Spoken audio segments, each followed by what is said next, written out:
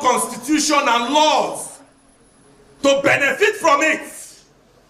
But the one in the north have been given free hand to access it. What can be oppressive, suppressive, and more marginalized as that? Our love for the unity of Nigeria has been taken for granted.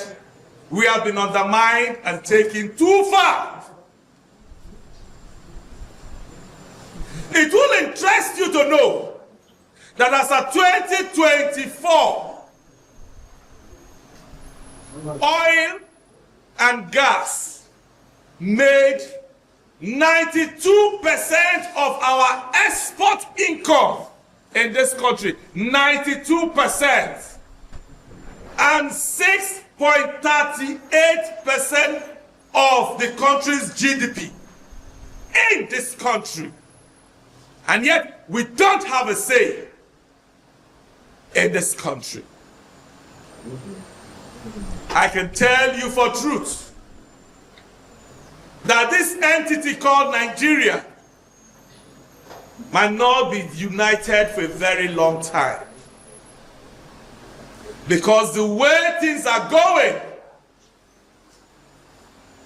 it could be that any minute from now, to your own, O Israel, that is what we are going to see.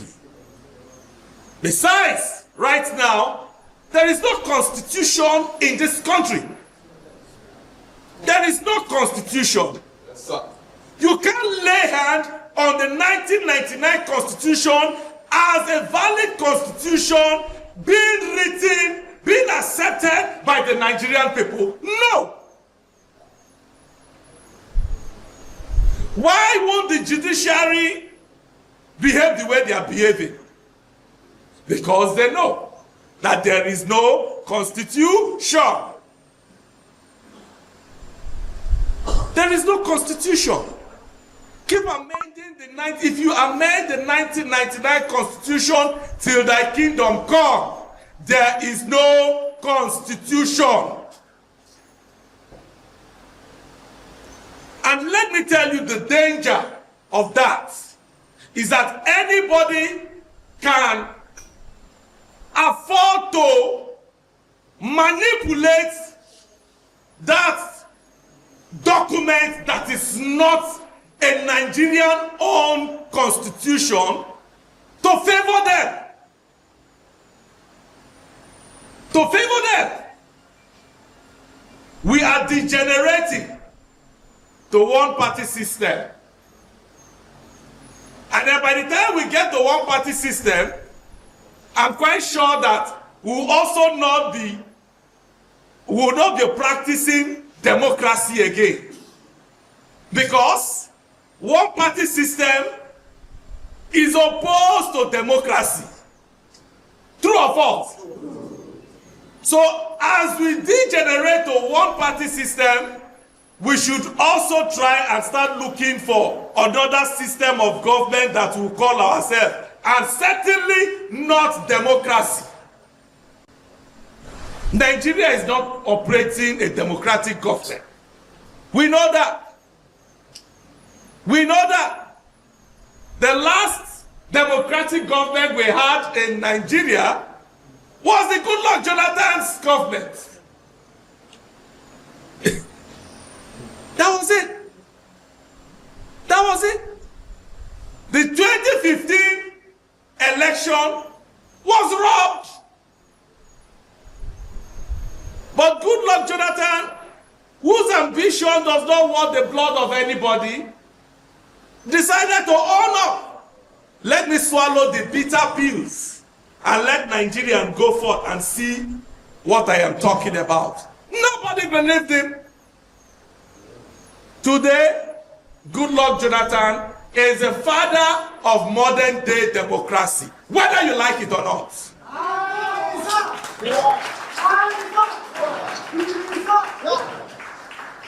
He's not desperate to come back to this messed up system. He's not desperate. And the judge do not allow him to come back. He has nothing doing there. He has maintained his legacy. Let him go on. The world needs him. Back to Rivers State. Mosien totally abhors, oppose the state of emergency. But we also smile at it because there is no constitution. So like we said, any sitting government can decide to manipulate the constitution. Of course, manipulating the constitution means that you have indirectly manipulated the judiciary. In this government, the judiciary is a department of the executive. Not independent, a department, because it is whatever the executive tells the judiciary that they will do. And they'll always do their legal gymnastic to put in facts together and dish it out to Nigerians. And this is what we are also going to expect in 2027. In 2027. There is no issue, no item that has been said by Major Isaac Jasper Adakaboro in his 12 days revolution that has not come to pass in Nigeria.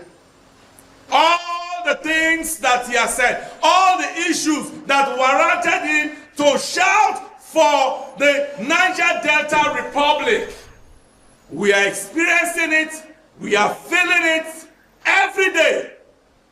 Probably we'll forget because as Nigerians we don't like books. So we think that is our enemy that is doing us. No. No. Major Isaac Jasper Adakaboro remains a living legend in the hearts and minds of the Jaws. He still lives on. His legacy still lives on. Which man at 29 could have such boldness, such courage, such resilience, ready to die at the pride of his youth for something nobody saw? Let the Nigerian estate continue to respect the German. The Jaws are packaged by God for a purpose he knows why we should be in this estate called Nigeria.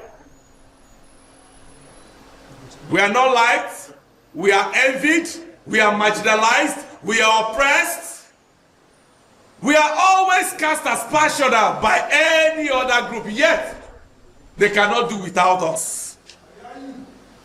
The Nigerian state cannot do without the Jaw Nation and Niger Delta. They cannot. They cannot. They cannot. Not too long ago, children going to write exam, JAM, I assume, were kidnapped in Bile. Children. About 6, 7, 8 of them. Consistently, there is kidnap going on. Interestingly, that same sea where they go to kidnap, we're told reliably that you have police marine boats, marine police boats littered here and there. You see?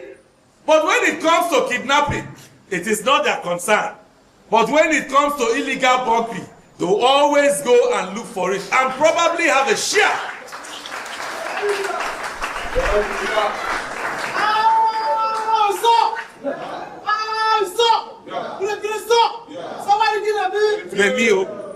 That is how the Nigerian government have placed us. They place the security of national facility above humans. National facility above humans. But the Constitution said to protect first what? Life before property. But they choose property over life. That's how governance has condescended. That's how human beings have condescended in the eyes of government. It is high time government wake up for governance. It is high time they wake up. Because the Ijaws will not compromise this for a very long time. Let me round up like this. The federal government will think that they have the Ijaws in their pockets because they are favoring 1-2 quotas. And such things can be seen when they want to visit the Niger Delta. They felt that they have 1 or 2 persons in their pockets. And those are the people that they give contracts to every now and then. Those are the people that they pacify and they compensate every now and then. The good news for them is that they don't know how it will happen, when it will happen, where it will happen. But the jaws will rise very soon. And the people that they think that they will continue to be patronizing will not do anything about it. Will not do anything about it. And if they think that they have the jaws in their pockets, that's a pipe dream. They are daydreaming, mere dreaming. Mere dreaming. Because out of the creeks of the Jaw nation, there is an emergence of more Isaac Boru. Warming up. Warming up. Warming up. Warming up. And those set of people are not the people that you think you can wish away.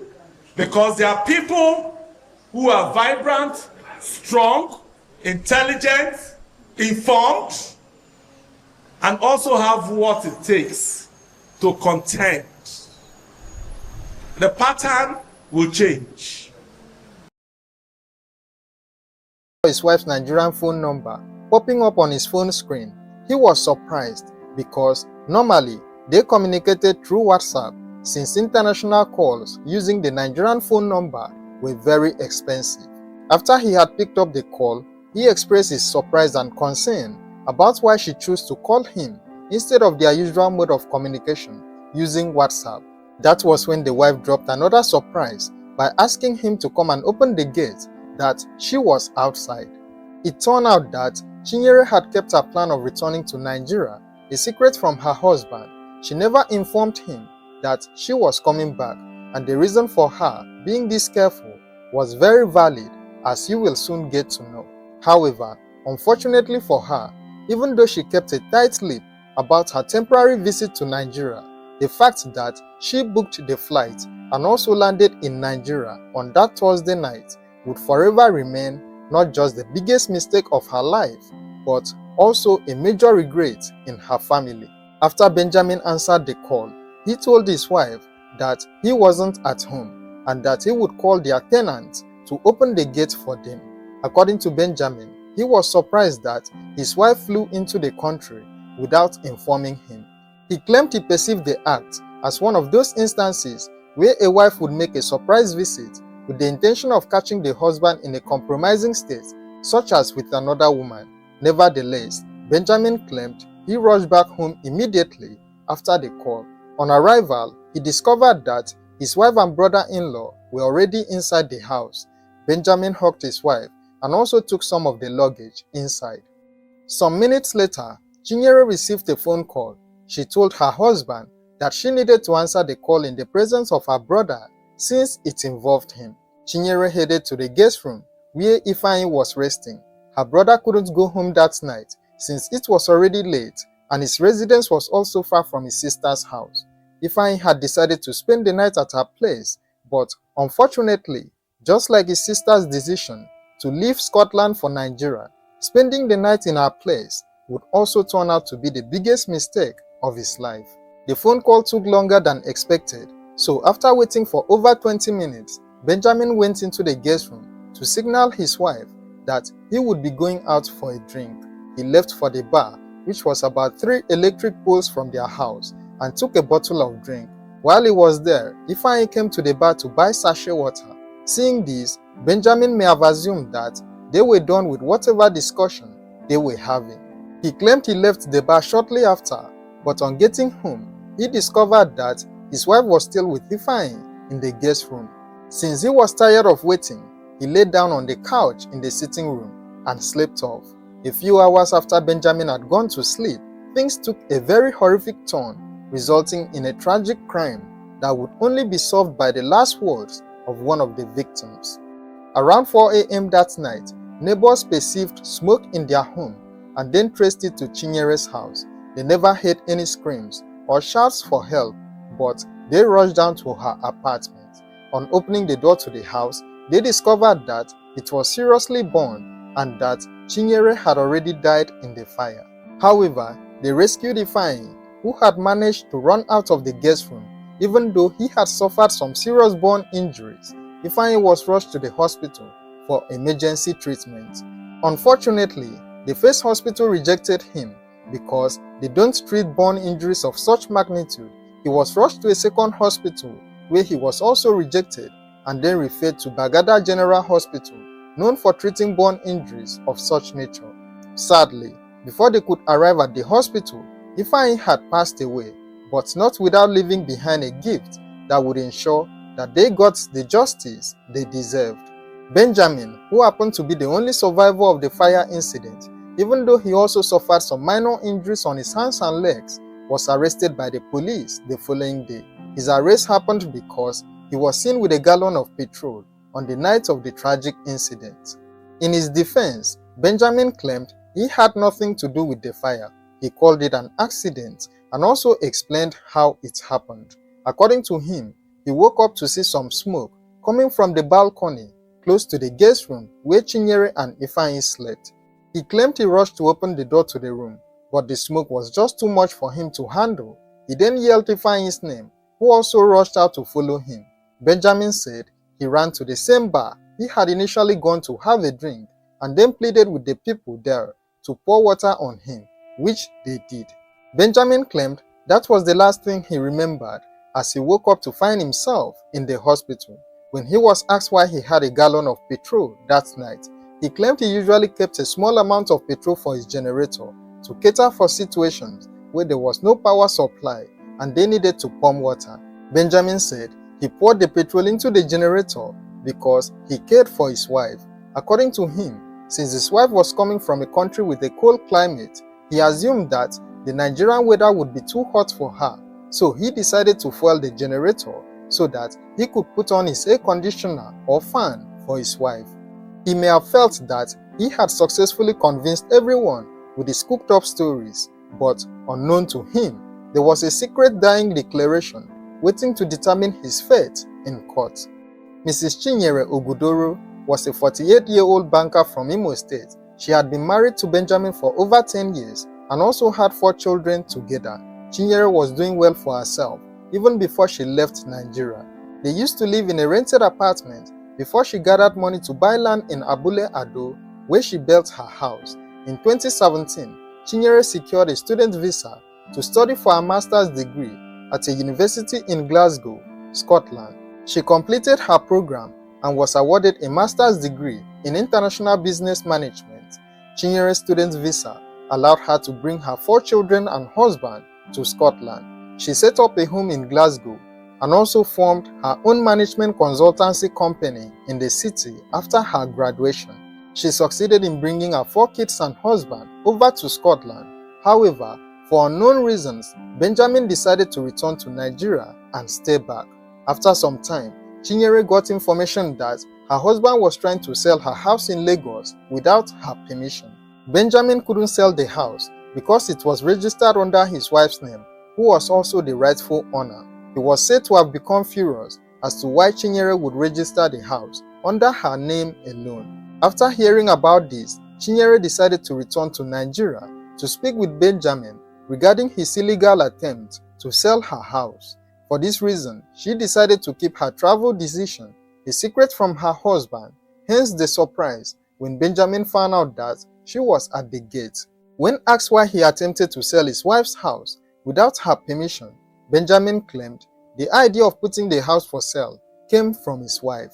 According to him, they both agreed to sell the house because they needed about 8 million naira to renew their 2-year visa for the entire family. He said they didn't have the required funds, so they needed to sell the house since they had already relocated to Scotland and it would no longer be useful to them. Benjamin claimed he didn't have any misunderstanding with his wife and that he had sent 300,000 naira to her just a week before she returned to Nigeria. Benjamin also explained that he had no reason to hurt Ifeanyi, who was his wife's only brother. According to him, Ifeanyi lived with them for 5 years and he made every effort to raise him since he was the only son.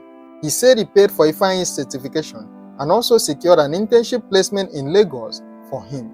Benjamin claimed he did all this to ensure that he was well raised so that his children could be proud of their uncle.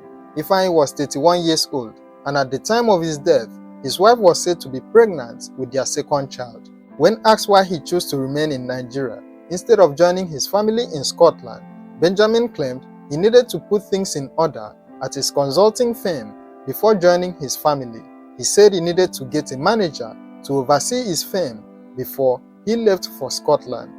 Chinyere and Ifeanyi's tragic death was too painful for the family to handle as their mother eventually passed away due to the pains of losing 2 children in one day. According to Chinyere's family, the couple initially had a fight, but they settled their differences before leaving for Scotland. It would later be proven in court that Benjamin committed the heinous crime because he was jealous of his wife's success.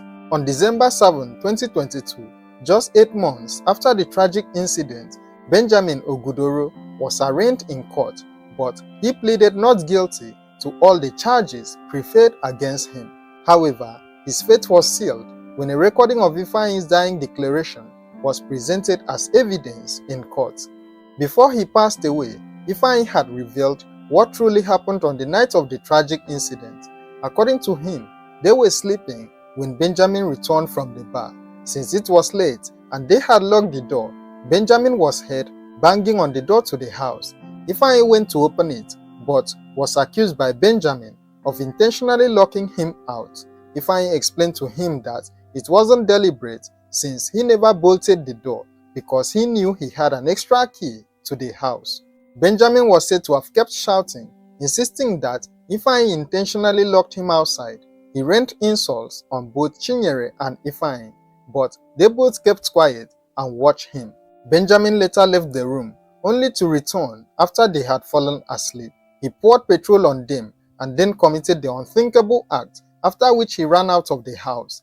Ifeanyi managed to escape from the fire, but could not save his sister.